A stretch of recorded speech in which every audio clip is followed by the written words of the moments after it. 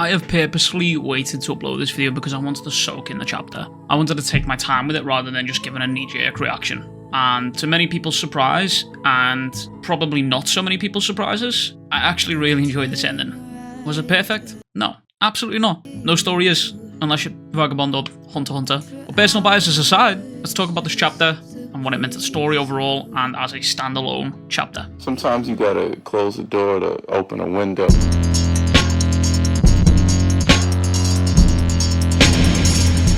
While there is a lot of community outrage and dislike for this chapter, when you look past the noise and you read the chapter for yourself, you'll see a completed story. Gege stuck the landing, as far as I'm concerned, and it's something I'm genuinely, truly happy about. Very rarely is it that a mangaka gets to finish their story on their terms and walk away saying that they created an ending that they are satisfied with. And that to me, as a fan, as someone who loves the series, truly, that is something special. That means something to me. Now, this chapter's first half seems a bit out of place when you consider the series ends with this chapter, and I'm still coping about the JJK Part 2.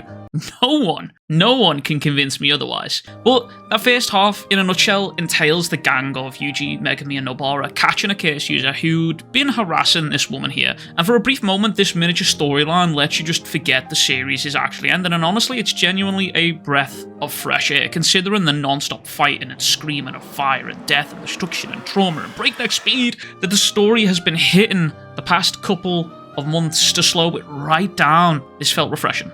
But this mini storyline aside, it's about 9 pages deep where it gets really interesting and Gege really gives us the fucking juice and the nuance. We get the reveal that Megumi's 10 Shadows technique is actually, indeed, alive and kicking, and, well, at least Divine Dog is. The question still remains unanswered about whether the rest of his technique has survived the onslaught and the fight with Gojo, or whether they are gone permanently, or whether they can be recovered. But I guess we'll never know, and that's fine. I'm okay with that. But once this curse user is caught, Yuji interacts with him, and he gives him a somewhat miniature pep talk, letting him know that he's not going to be executed, he's not going to be jailed, he's just going to take some time. But it's here that Yuji gives us a little trip down memory lane between a talk with him and Gojo, and it's moments like these that truly make me love Jujutsu Kaisen more. Sure, the fights are cool, but I would argue that where Gege actually excels as a writer and a creator is how he presents characters in their interactions, the deeper nuances to their words and their actions, and how they're all extremely consistent with each other. But we're treated to this flashback of Gojo and Yuji-chan, and Yuji mentioning how after his switch training with Kusakabe, he'd like to do it with Gojo next, and Gojo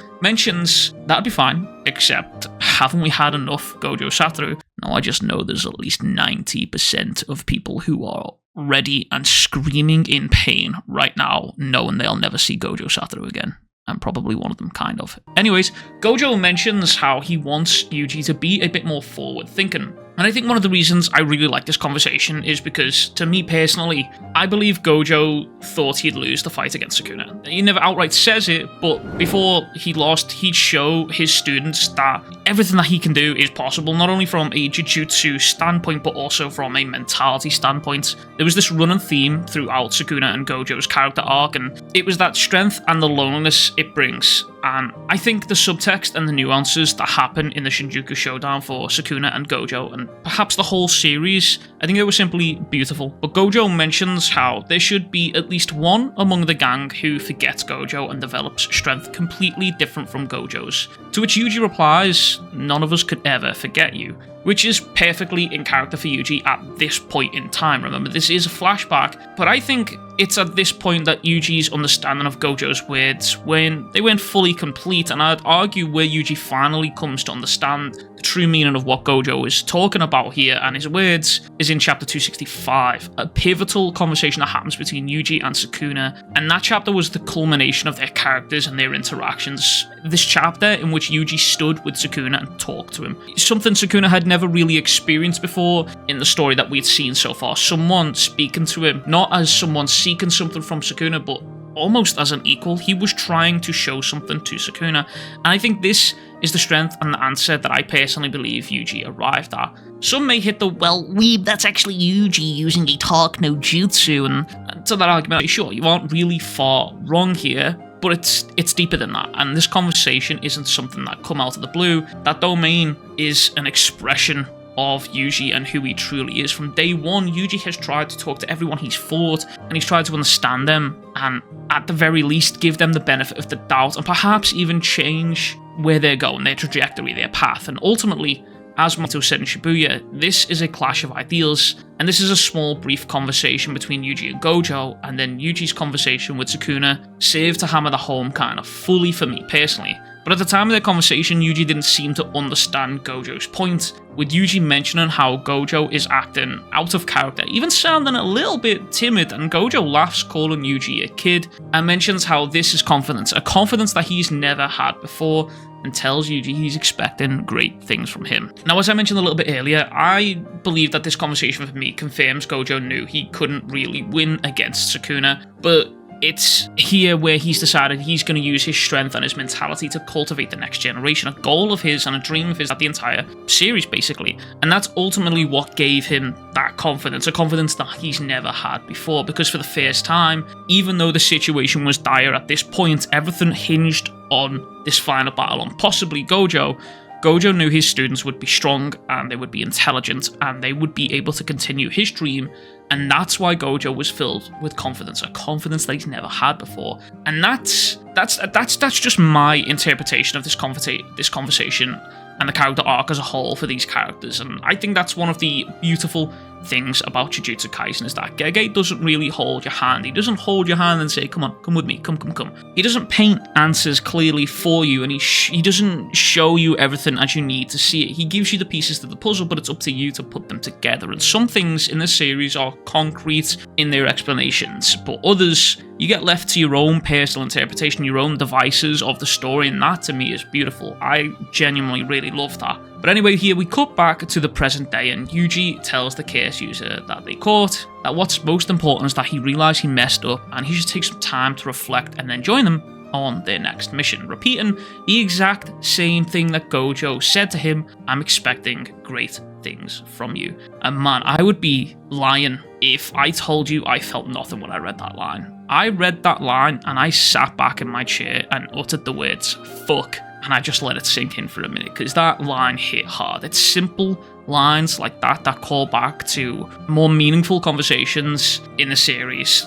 Like how this is to me, this is how Yuji is going to choose to remember Gojo. And that's how he's going to honour his memory going forward. And the gang sends the chaos user on the way, and the conversation of that thing comes up, and Nobara asking what Yuji did with it. And it's pretty clear that they are talking about Sukuna's finger, or more aptly, Yuji's finger, technically, I guess. With Yuji saying he tossed it, mentioning how it'd make for a perfect talisman now. Now, a lot of you folk might be sat there going, what the fuck? Why on earth would you do that? This is a perfect parallel to the start of the series. It is a stark contrast to the beginning of the series. This finger at the beginning of the series was a special grade object that cases sought to devour and use to boost their own power. In comparison to now, the finger remains in what seems to be the same place as a talisman instead. A very thing that will now ward off these same spirits that sought to devour it is now being warded off with the same object. Similar to how Gojo's residual cursed energy left in the aftermath of Shibuya, basically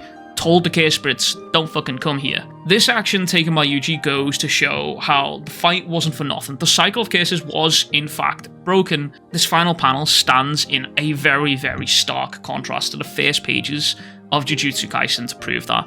But it doesn't stop here, because Gege just continues to hammer home the differences and the impacts made by the gang, and we're given a conversation between Sukuna and Mahito, which took me by complete and utter surprise, genuinely, a conversation I wasn't expecting.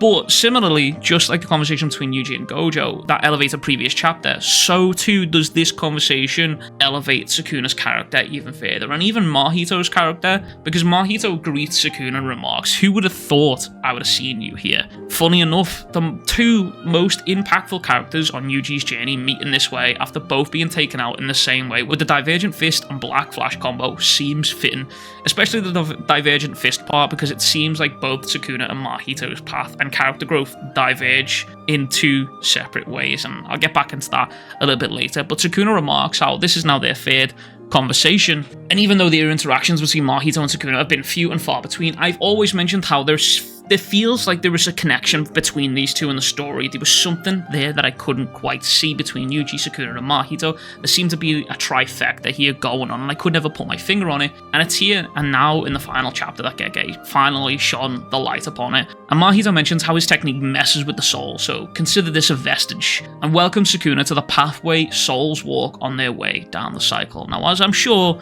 some of you know if you've been around this channel long enough, I love anything in this series to do with the soul. It's been one of my favourite running theories, so Gege giving us this, it felt fitty, it was nice. It pretty much confirmed reincarnation happens through this almost metaphysical realm, and honestly, it felt like he wrote this just for me personally. This felt like a gift from Gege himself. Thank you, Akatame-sensei. Thank you. Anyway, a conversation continues with Mahito asking Sukuna, you were lying, weren't you? To yourself and everyone else. You weren't living according to your own statute. You wanted revenge. Now, before we go any further here, I wonder if Mahito in this path was able to spectate the physical world or experience things like an observer. Because Sukuna had a conversation with Kashimo that seemed to be in some sort of dream world similar to where they are right now, which is where Sukuna mentioned how he lives according to his own stature. So I wonder if being in the soul path, Mahito was able to experience things Sukuna experienced due to Mahito having touched Sukuna's soul once before. I mean, I guess we will never know. It's only speculation and conjecture from myself at this point. Anyway, Sukuna simply replies to Mahito, what's the difference? Sukuna lives in the only manner he knows how, and that was how he chose to go on. And it's here Sukuna shows that he is capable of change, and the hints and cracks that have showed throughout the Shinjuku Shoujan, and perhaps even way earlier from like when he fought Jogo, they are there. Sukuna admits that there was different paths that he could have traversed, two to be precise, and we are shown Sukuna standing in front of two people, both with their backs to us, one seemingly a younger Urumi, and the other we're not shown, but some speculation I've seen floating around so far is perhaps this may be Yorozu now. Again, all speculation, we don't have any confirmation of this, but someone who, just like Urumi, showed Sukuna love and affection, or at least positive emotions, it could potentially be their path, and obviously we don't know how that played out. But I think what intrigues me the most about this particular panel is how it's framed. Sukuna stood between two paths in the cycle, one being Urumi and the other being an unknown. Let's just say it's Yorozu for this example, but both paths diverge into a possible reincarnation for Sukuna, I'm assuming here. But on top of all of this, the colour schemes remind me of the yin-yang symbol, the whites and the blacks in both people. It's just interesting to see how it's set out, and it's also, you could even infer potentially a north and south route being chosen between Sukuna and Gojo here. It's kind of interesting. But again, just like Yuji and Gojo's conversation served to elevate previous chapters, this interaction serves to elevate the previous chapters of Yorozu and Sukuna and their interactions in chapter 218 and 219. If you are going down the route that this is in fact Yorozu and you want to go down that route, but Sukuna goes on to talk about how he couldn't help but spit out his cases, staring deep inside of his own viscera, and he feared his own case would immolate him, which I think is the height of irony, considering his case technique being the fairness, a technique used to immolate people who stood against him. I mean, there are some seriously deep nuances to this chapter, and I don't think I can do it justice in this video to talk about them all, and I would like to do separate videos for these particular pieces individually, because there is a lot here that Gege has wrapped up. I mean, obviously there's a lot of questions that's still left in the balance, but for me personally, I am truly satisfied with what he's given us here. However, Sukuna talks about how, should there be a next time, perhaps it would be nice to walk a different path, and we are shown Sukuna with a young Urumi who is crying now. This panel, in and of itself, is proof of change, not only for Sukuna, but for the cycle of cases, for the story of Jujutsu Kaisen in and of itself. This panel not only has Sukuna verbally admitting to wanting to change here, to want and change himself, but it actually shows him in a compassionate light. The simple act of Sukuna having his arm on Urumi here is an act of comfort, to someone who's crying, something we have never ever seen Sukuna do, an act of comfort, proof of change. The last time we saw him interact with someone who was crying, it was Jogo, and he cared little for the emotions Jogo felt. In fact, he outright said, I don't even know what the fuck that is. But this is where Mahito screams, that's so boring, you've gone soft. And Sukuna replies, well, obviously, I lost, after all. And this right here is everything I expected from Sukuna's character, personally. As much as I wanted him to go out like Mahito, kicking and screaming and crying like a little bitch. I knew deep down that that was never going to happen. Sukuna's character was just too stoic, too set in his ways, and instead he simply takes his loss on the chin here, and he accepts it and acknowledges it,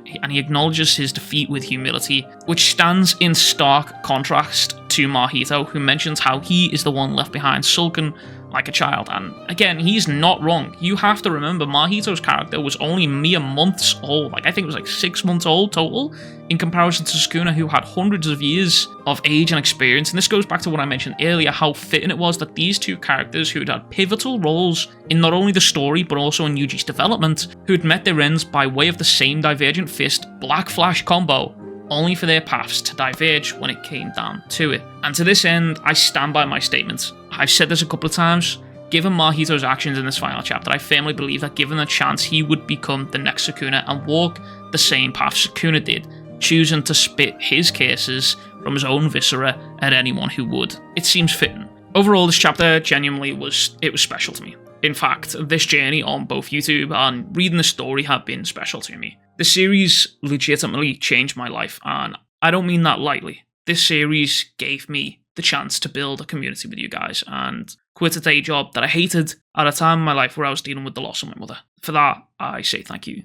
To everyone who watches, has watched, comments, likes, subscribes, and most importantly, gave me your time. Your time is the most important currency you'll ever have in your life, and when you spend it on me, you'll never ever get it back. So choosing to spend it here, it means something, and I am truly, truly grateful for this journey that JJK has brought us all on, genuinely. That being said, I will be taking a little bit of a break before I start this next scary adventure on YouTube, and as always, I thank you all for watching, and I will catch you guys all in the next one.